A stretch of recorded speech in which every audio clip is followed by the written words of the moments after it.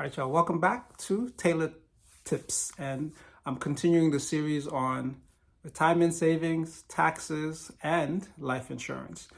We're going to look at the tax deferred bucket for retirement savings in this video.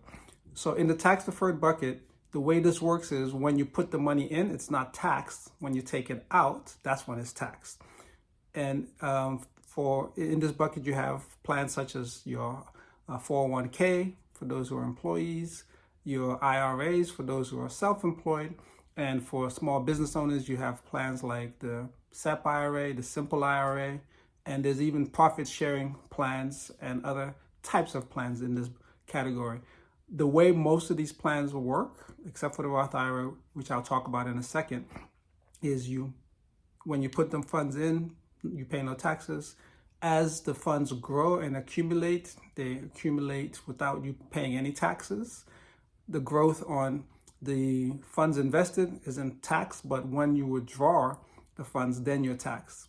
For the Roth IRA, it's different. So the Roth IRA, when you put money in, you're taxed, so you use after-tax dollars. But when you withdraw money, then you don't pay taxes. There's some benefits to thinking about that.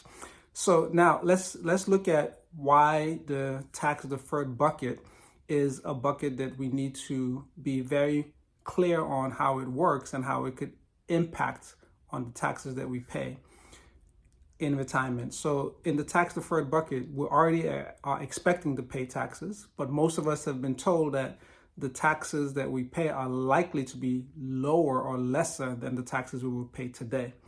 And that is based on the assumption that we would have less income in retirement and therefore we will pay less taxes because the tax brackets are likely to stay the same. Yet the Congressional Budget Office did a study, I believe it was back in 2008, showing that the US government needs to collect more revenues, which are taxes, in order to meet its obligations, especially for programs like Social Security and Medicare. And of course, defense and all the other things that the government spends money on. So that report says that unless the government collects more revenues, it is likely to have to raise taxes to almost double what they are today. So that's something that you want to keep in mind, is there's a distinct possibility that taxes are going to be higher and potentially much higher when you retire than they are today.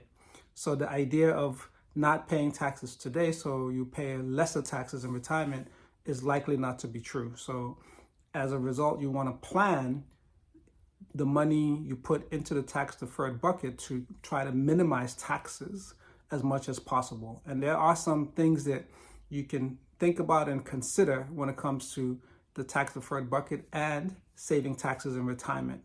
But I'll save that for another video. So I hope this tip has been helpful. If so, smash that thumbs up and subscribe to the channel. If you'd like to drop me a line to let me know how this tip has helped you think differently about how you save money for retirement, please do so. And also, if you'd like to be notified when I drop the next video in this series, hit the notification bell. And here's my disclaimer. I share these tips based on my experience and my education. And if you want to use this tip, you must consult with a qualified tax professional to make sure that it works given your situation. All right, y'all. See you soon.